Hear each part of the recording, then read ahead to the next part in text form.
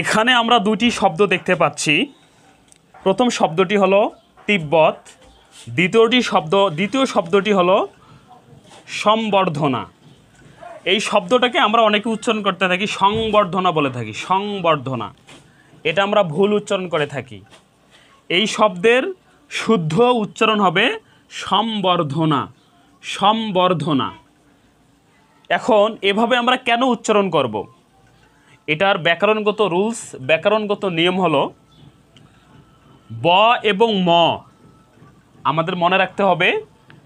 ব এবং ম এ দুটি বর্ণের সাথে যদি ব যুক্ত হয়, বফলা যুক্ত হয়, তাহলে সেই বফলার উচ্চারণ অবিকৃত থাকবে, অর্থাৎ সেই বফলার উচ্চারণের কোনো পরিবর্তন হবে না। তো এখানে বয়ের সাথে ব সংযুক্ত হয়েছে, এখানে ময়ের সাথে বফলা সংযুক্ত হয়েছে, এজন্য এখানে বয়ের উচ্চারণ অবিকৃত রয়েছে, এখানেও বয়ের উচ্চারণ অবিকৃত রয়েছে। তো এই শব্দটার উচ্চারণ আমরা করে থাকি সংবর্ধনা। তো আজ থেকে আমরা সম্বর্ধনা উচ্চারণ করব, সম্বর্ধনা। এটা নট সংবর্ধনা, এটার শুদ্ধ উচ্চারণ হবে সম্বর্ধনা,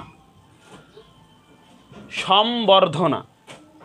এটার ব্যাকরণগত নিয়ম হলো ব এবং ম এর সাথে যদি বফলা সংযুক্ত হয়, তাহলে বফলার উচ্চারণ অবিকৃত থাকে, অর্থাৎ বফলার উচ্চারণে কোনো পরিবর্তন হয় না।